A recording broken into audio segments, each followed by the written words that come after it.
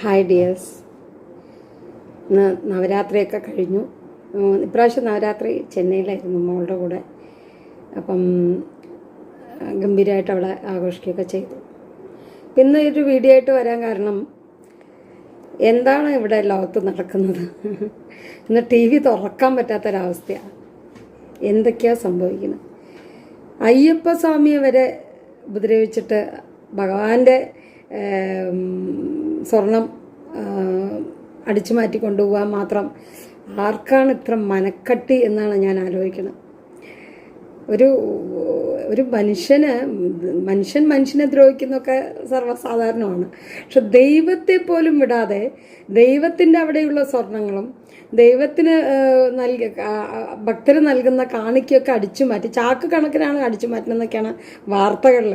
സത്യാവസ്ഥയൊന്നും നമുക്കിപ്പോഴും അറിയില്ല. എങ്കിലും നമ്മളിപ്പം നടന്നുകൊണ്ടിരിക്കുന്ന വാർത്തയെ അനുബന്ധമായിട്ടുള്ള കാര്യങ്ങൾ പറയുകയാണ്. ഭഗവാനെ ദ്രോഹിച്ചിട്ട് ഇവർക്ക് എന്ത് കിട്ടാനാണ്? ഒരു 6 അടി മണ്ണ് പോലും ഇന്ന് തികച്ച് നമുക്ക് വേണ്ട. അങ്ങനെയുള്ള നമ്മൾ ഇത്രയും പൈസ ചാക്ക് കണക്കിന് അവിടെയുള്ള എണ്ണാത്ത അധികം പൈസ എടുത്തിട്ട് പോകുന്നുണ്ട്. അതിനുപരി അവിടെ ഗോപുരത്തിൽ ഒരു ഭക്തൻ നൽകിയ നേർച്ചയാണത്. സ്വർണ്ണ അതെല്ലാം അതുപോലും എടുത്തുകൊണ്ട് പോയി പല വീടുകളിലും കൊണ്ടുപോയി അതിനെ വെച്ച് പൂജിച്ച് അതിന്നും കാശുണ്ടാക്കി. ഇവന്മാരൊക്കെ ഈ കാശ് കൊണ്ട് എന്താ ചെയ്യാൻ പോകുന്നത്? കൂട്ടി ബാങ്ക് ബാലൻസും ഡെപ്പോസിറ്റ്സും സ്ഥലങ്ങളും വാങ്ങി കൂട്ടിയിട്ട് ഇവന്മാർ എന്താ ചെയ്യാൻ പോകുന്നത്? ഞാനെപ്പോഴും പറയുന്നത്, നമ്മൾ ജീവിച്ചിരിക്കുന്നതിന് നമുക്ക് ഒരിക്കലും ഒരു ഭാഗ്യം വേണ്ട. നമുക്ക് മരിക്കാനാണ് ഭാഗ്യം വേണ്ടത്. മരണയോഗമാണ് നല്ല യോഗമായി തീരേണ്ടത്. ജീവിക്കാൻ എങ്ങനെയും ജീവിക്കും, പ്രശ്നമേ ഇല്ല. മെഡിക്കൽ സയൻസ് പോലും തോറ്റു നിൽക്കുന്ന ചില സമയങ്ങളുണ്ട് നമ്മളുടെ ജീവിതത്തിൽ വരുന്നത്. അപ്പം എന്താ ചെയ്യുക? ഒരു ലഗാനും ഇല്ലാതെ ബോധവും ഇല്ലാതെ പോകുന്ന ഈ ആളുകൾ എന്താ പറയുക? ഈ പൂജാരിമാരെന്ന് ഇവരെ പറയാൻ തന്നെ നമുക്ക് അപമാനമാണ്. അവരുടെ ആ കുലത്തിനൊക്കെ മഹിമ കൊടുത്തുകൊണ്ട് ഞങ്ങൾ വലിയ ദൈവത്തിൻ്റെ പ്രതിനിധികളാണെന്നും പറഞ്ഞുകൊണ്ട് അവിടെ ഇരുന്ന് ഈ തടിച്ചു കൊഴുത്ത് വീർത്ത് പണം ഉണ്ടാക്കി നടക്കുന്ന ഈ ആളുകളെ എനിക്ക് ദേഷ്യം കൊണ്ട് പറയണം കേട്ടോ, ക്ഷമിക്കണേ. കാരണം അയ്യപ്പസ്വാമിയെ തൊട്ടു എന്ന് പറഞ്ഞപ്പോൾ എനിക്ക് ഭയങ്കര വിഷമമായത്. അത്രയും ആരെയും ഉപദ്രവിക്കേണ്ട പറഞ്ഞ പുള്ളി ഒരു മലയുടെ മുകളിൽ കയറി ഇരിക്കുക, എന്നിട്ട് അതും വിടില്ല എന്ന് വെച്ചാൽ എന്തൊരു കഷ്ടമാണത്. ഇന്നിപ്പോൾ ടി വിയിൽ കാണാൻ പറ്റാത്തത്രയും ഭയങ്കരമായിട്ടുള്ള വാർത്തകളാണ്. ഇന്ന് ഹൈക്കോടതി ജഡ്ജിമാർ ഇത് കേട്ട് ഞെട്ടിത്തെരിച്ചു എന്നാണ് പറയുന്നത്. അവർ പോലും ഇത് ദൈവത്തോട് എങ്ങനെയാണ് അവർക്ക് കളിക്കാൻ പറ്റുന്നത്? ഇതിങ്ങനെ കുറേ ആളുകളുണ്ട് കേട്ടോ. ശബരിമലയിൽ മാത്രമല്ല, ഇപ്പം ഇവിടെ ഞാൻ പാലക്കാട് തന്നെ എനിക്ക് അനുഭവമാണ്. ചില അമ്പലങ്ങളിൽ പോകുമ്പോൾ നമ്മുടെ കയ്യിൽ നമ്മൾ കാണിക്കായിട്ട് പിടിക്കുന്ന പൈസയുടെ മൂല്യം വെച്ചിട്ട് നമുക്ക് പ്രസാദം കിട്ടാം. തട്ടിൽ ഇലയും പ്രസാദമൊക്കെ ഉണ്ടാവും. നമ്മളിപ്പോൾ 5 രൂപയാണ് അവിടെ വെക്കുന്നെങ്കിൽ അവർ നമുക്കൊരു നുള്ള് ഭസ്മവും ഒരു കുങ്കുമവും തരും. നമ്മളൊരു 50 രൂപയോ 100 രൂപയാണ് കയ്യിൽ പിടിച്ചുകൊണ്ട് പോകണമെങ്കിൽ അവർ ഉടനെ നമ്മൾക്ക് ഒരു ഇലയിൽ എല്ലാ പ്രസാദവും പൂവൊക്കെ കൂടെ തരും. ഭയങ്കര പാർഷ്യാലിറ്റി. ഇവിടെ പോലും പാർഷ്യാലിറ്റി കാണിക്കുന്നത് എന്താ? എല്ലാവരുടെയും പാർഷ്യാലിറ്റിയും കുതന്ത്രങ്ങളുമാണ്. പക്ഷെ ദൈവത്തിൻ്റെ അടുത്ത് ഒരു ദൈവഭയം വേണ്ടേ? ദൈവം ഇല്ല പറയുന്ന നിരീശ്വരവാദികളും പോലും അവർ ഇങ്ങനെ ക്രൂരത കാണിക്കില്ല കേട്ടോ. ഇത് ദൈവത്തിൻ്റെ പ്രതിനിധികൾ എന്ന് പറഞ്ഞ് വേഷവും കെട്ടി കുറേ പൂണൂലും ഇട്ട് കപടത്വവും കാണിച്ച് നടക്കുന്ന ഈ വർഗങ്ങളെയൊക്കെ എങ്ങനെയാണ് നമുക്ക് ബഹുമാനിക്കാൻ കഴിയണം? ഇവരൊക്കെയാണ് നമ്മൾ പണ്ടുള്ള ആളുകൾ പറയുന്നത്, ദൈവം തന്നാലും പൂജാരി തരില്ല എന്ന് പറയുന്ന പോലെ ഈ പൂജാരിമാർ എല്ലാവരെയും ഞാൻ അടിച്ചാക്ഷേപിച്ച് പറയല്ല. പക്ഷേ ഇത് ഭയങ്കര ക്രൂരതയാണ് കാണിച്ചിട്ടുണ്ടെങ്കിൽ. ഇല്ലെങ്കിൽ അദ്ദേഹത്തെ ദൈവം തന്നെ രക്ഷിക്കട്ടെ. ആരാണിത് ചെയ്ത് അവരെ രക്ഷിക്കട്ടെ. ഇനി ചെയ്തിട്ടുണ്ടെങ്കിൽ അവരെ അടപടലും അയ്യപ്പസ്വാമി കൊണ്ടുപോകും. അത് ഉറപ്പാണ്. ഓരോ ഭക്തൻ്റെയും മനസ്സിലുള്ള പ്രാർത്ഥനയാണ്. അങ്ങനെ ചെയ്തിട്ടുണ്ടെങ്കിൽ ആ ഉപ്പ് തിന്നിട്ടുള്ളവൻ തീർച്ചയായിട്ടും വെള്ളം കുടിച്ചിരിക്കണം. ഒരു ഭക്തൻ എന്താണ്, ഒരു ഭക്തൻ എങ്ങനെയാണ് ഇരിക്കേണ്ടതെന്ന് പോലും അറിയാതെയാണ് കുറേ വേദങ്ങളും പഠിച്ച് പൂജാരി എന്നുള്ള വേഷക്കെട്ടും കൊണ്ട് അവിടെ വന്നിരിക്കുന്നത്. കൃഷ്ണ ഭഗവാൻ ഭക്തനെക്കുറിച്ച് പറയുന്നുണ്ട്. ഒരു ഭക്തൻ എങ്ങനെയായി ഇരിക്കേണ്ട ആളാണ്. ഒരു ഭക്തി പറഞ്ഞാൽ എന്താണെന്നുള്ളത് ഭഗവാൻ വ്യക്തമായി ഒരു കഥയിലൂടെ നമുക്ക് പറഞ്ഞു തരുന്നുണ്ട്. പിന്നെ ആ കഥ കൂടെ നിങ്ങൾക്ക് പറയാം. ദയവ് ചെയ്ത് ഇത് ഷെയർ ചെയ്യും. അങ്ങനെയുള്ള ആളുകൾക്ക് പ്രത്യേകിച്ച് ഷെയർ ചെയ്ത് കൊടുക്കും.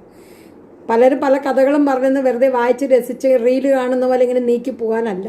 ഇതൊക്കെ നമ്മുടെ മനസ്സിൽ ഉൾക്കൊണ്ടുകൊണ്ട് ഇതിൻ്റെയൊക്കെ മൂല്യം അറിയാൻ വേണ്ടിയിട്ടാണ് നമ്മളിങ്ങനെ കഥകൾ ഉണ്ടാക്കിയിരിക്കുന്നത്. ആ കഥകൾ മൂല്യങ്ങളായിട്ട്, ആ മോട്ടിവേഷണൽ ആയിട്ടുള്ള കഥകൾ നമ്മൾ തീർച്ചയായിട്ടും കേൾക്കണം. പകുതി വഴി കേട്ട് പകുതി വഴി കേൾക്കാതെ പോകുന്ന ആൾക്കാർ ഒരുപാട് പേരുണ്ട്. അത്ര പോലും ക്ഷമയില്ല. പൂർണ്ണമായ ഒരു സാധനം കേൾക്കാനോ വായിക്കാനോ ഉള്ള ക്ഷമ ഇന്ന് ലോകത്ത് ആർക്കും ഇല്ല. അതാണ് ഇന്ന് ലോകത്തിൻ്റെ ഈ ഫെയിലിയർ എന്ന് പറയുന്നത്. എന്തായാലും ആ കഥ കേൾക്കും. ഓക്കെ, കഴിയുമെങ്കിൽ എൻ്റെ ചാനൽ സബ്സ്ക്രൈബ് ചെയ്യുക, ഷെയർ ചെയ്യുക, കമൻറ്റ് ചെയ്യുക. ഓക്കെ, ഇനി നമുക്ക് കഥയിലേക്ക് പോകാം. ബ്രാഹ്മണനും ചെരുപ്പ് കുത്തിയും. നാരദമുനി എല്ലാ ദിവസവും നാരായണനെ വൈകുണ്ഠത്തിൽ സന്ദർശിക്കാറുണ്ടായിരുന്നു.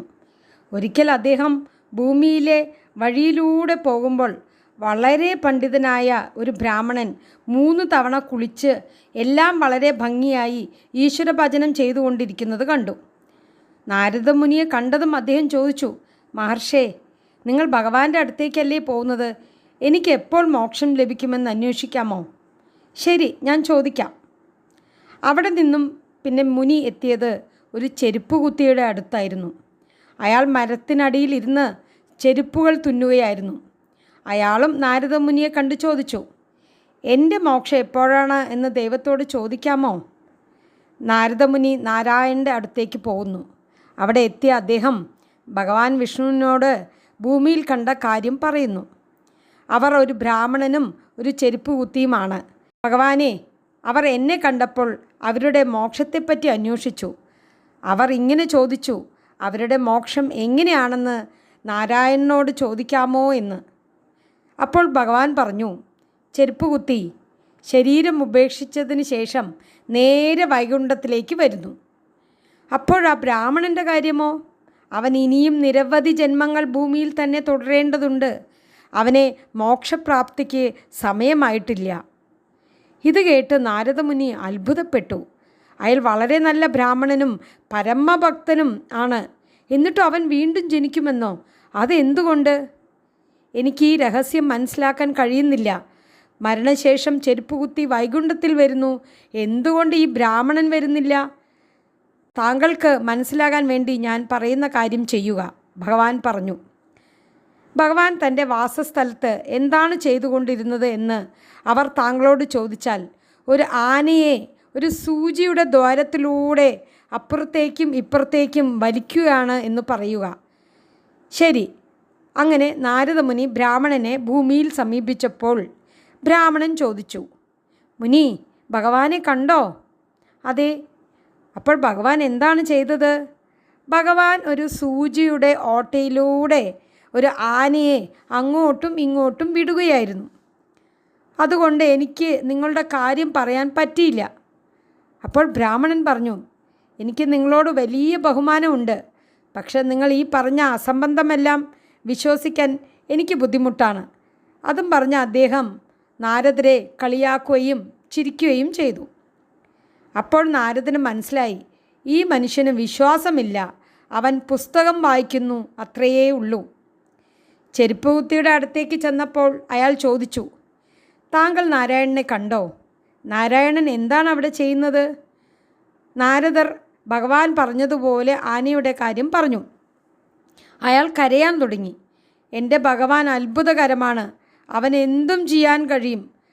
അപ്പോൾ നാരദൻ ചോദിച്ചു, അപ്പോൾ ഭഗവാൻ ഒരു ആനയെ സൂചിയുടെ ദ്വാരങ്ങളിലൂടെ കടത്തിവിടാൻ കഴിയുമെന്ന് നിങ്ങൾ വിശ്വസിക്കുന്നുണ്ടോ? എന്തുകൊണ്ട് പാടില്ല? ഞാൻ വിശ്വസിക്കും. അതിന് കാരണം എന്താണ്?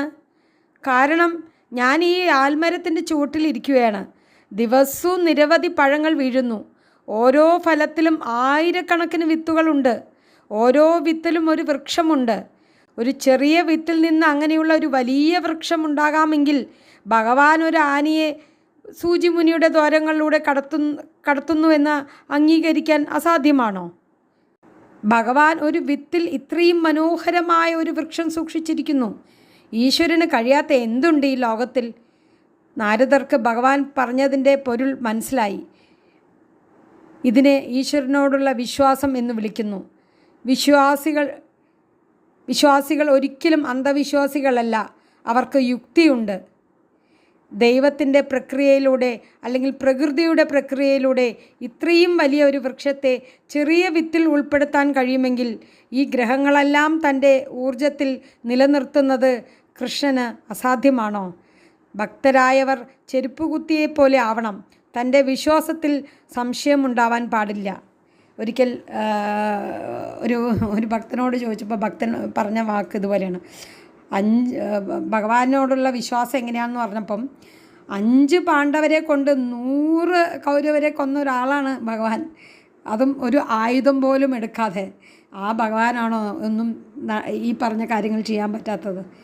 അപ്പോൾ ഭഗവാനെ തൊട്ട് കളിച്ചാൽ എന്താ ഉണ്ടാവുക എന്നുള്ളത് ഒട്ടും ഭയമില്ലാത്ത ഈ മനുഷ്യരെ പോകുന്ന പോലും വിളിക്കാൻ എനിക്ക് അപഹാസ്യമാണ് അവരെ. എങ്കിലും ആയിക്കോട്ടെ, അവർ ഇനിയും ദൈവം എപ്പോഴും ഒരു അവസരം കൊടുക്കും കേട്ടോ.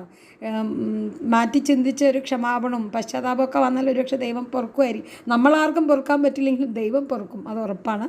അപ്പോൾ അവരെ ദൈവം രക്ഷിക്കട്ടെ എന്ന് പ്രാർത്ഥിക്കുന്നു. ഹരേ കൃഷ്ണ. സർവം കൃഷ്ണ അർപ്പണമസ്തു.